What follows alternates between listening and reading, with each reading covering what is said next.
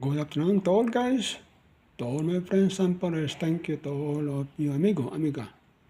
So today, let's continue regarding po sa paglilitis ng kaso sa ating BP sa Duterte po. So makinig tayo dito sa mga senador na judges at sa prosecutor po na no other than si Luistro po. So makinig tayo dahil itong balita ito ay maganda pakinggan laban to laban. Dito na.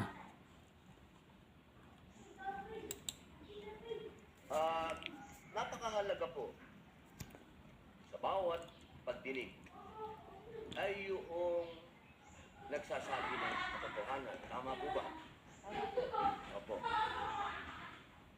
Pagka ang isang witness ay naging halimbawa ng paiba-iba ang sinasabi, ano pong tawag dito? Di ba po kasinungalingan? This is a hypothetical question, Apo. Your Honor. You are not referring to any particular witness?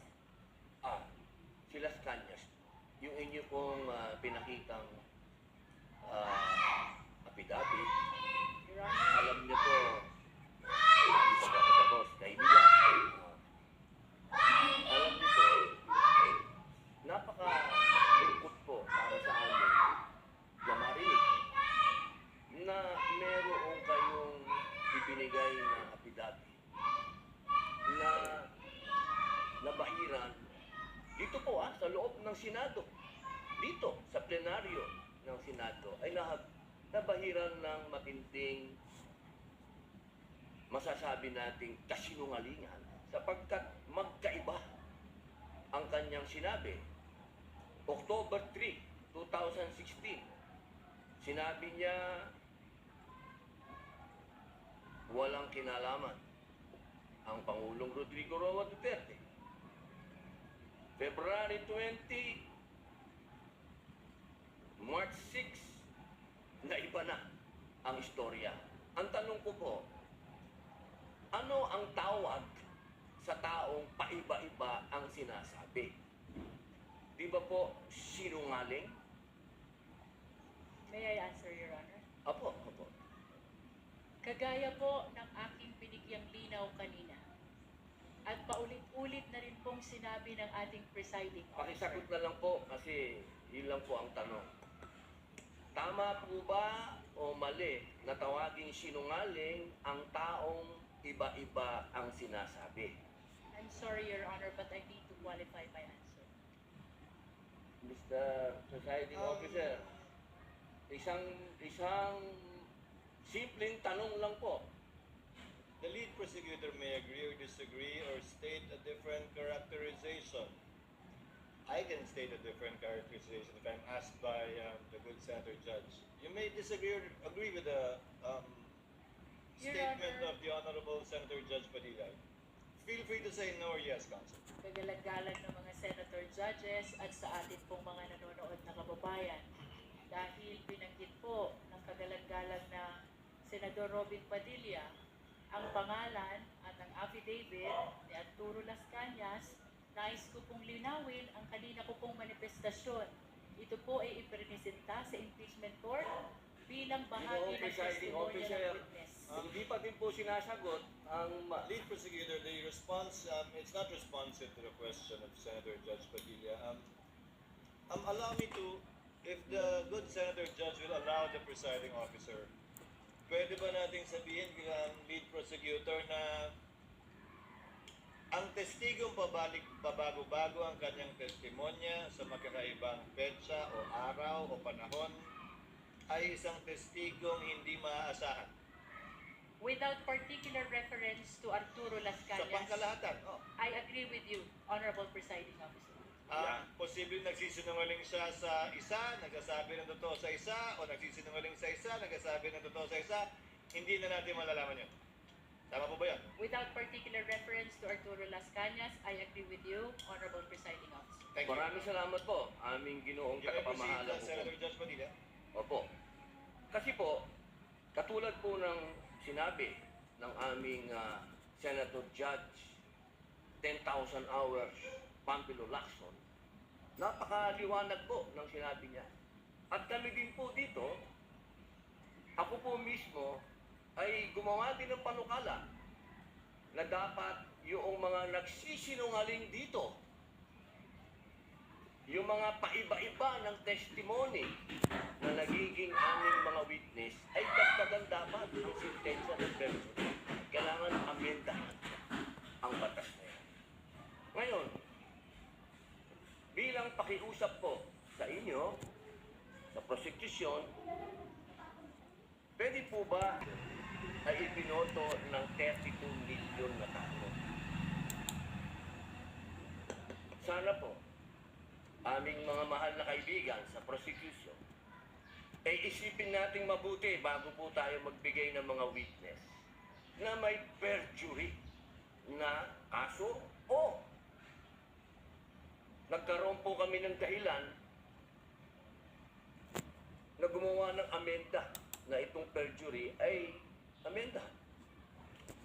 Pwede po ba yun? Your Honor, with all due respect, I would like to take exception to the question.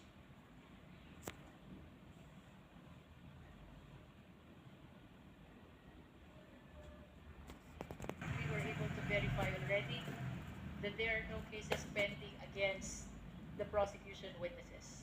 In addition, Your Honor, and only to respond to the concern of the Honorable Senator Judge Padilla, ang conviction po ay hindi ground for disqualification unless it is final and unless it is punishable by more than 1 year and that the crime constitutes moral turpitude. Alam niyo po, napakaganda po ng inyong sagot. Sana hindi one-sided ang ating persecution. Kasi, alam niyo, pag kayo ang pagpabor sa inyo, alam niyo ba, bawal po ang ginagawa. Kindly maintain Presiding order officer, within the bawal po court. ang ginagawa nitong nasa harap natin, nagkukomento. Kindly maintain order in the court. The Sergeant at Arms, by authority of the Senate President, is directed to kindly maintain. Hindi po sila allowed. Mag-ingay.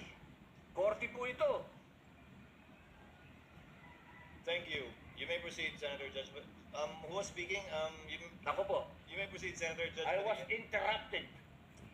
With due apologies. So, ibig niyo pong sabihin, yung mga senator judges dito ngayon na humaharap sa kaso, na hindi po pinapayagan ng ombudsman at hindi pa rin sila guilty, ano pong ibig niyo sabihin? Your Honor, with all due respect, ang question niyo po kanina ay kaugnay ng pagtistigo. Testigo nga, Referring to judges the nga yung witnesses of sinasabi the eh. prosecution, Your Honor. Ang usapan po ay yung guilty or not guilty.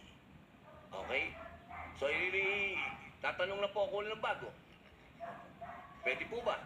May I be clarified, Your Honor, on your last question about the senator you said are facing cases?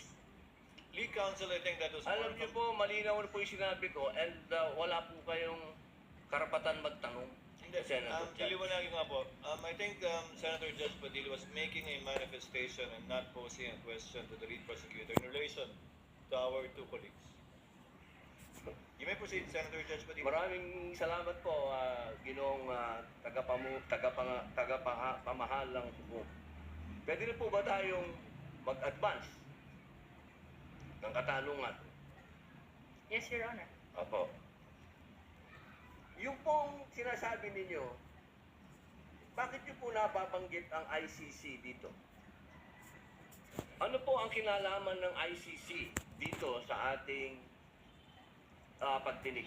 With all due respect, Honorable Senator Judge Robin Padilla, kagaya po ng nabanggit ko na at marahil panglima ng banggit ng presiding officer. Nabanggit po ang ICC, kaugnay ng affidavit ni Las Cañas na ipirinisinta po ng prosecution bilang bahagi lamang ng testimonya ng witness at bilang bahagi ng naging investigasyon ng Special Task Force ng NBI. Maraming salamat po. Senator Judge Padilla will please wind up. You can Opo. avail of a second round if you wish. Opo. Maraming salamat po.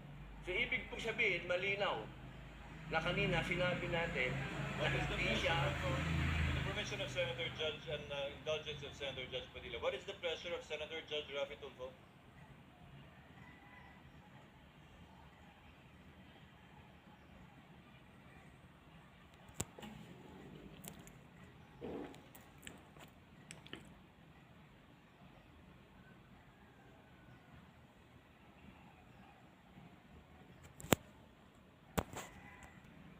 Okay, to all guys, that's all for today. Thank you everyone. God bless you all.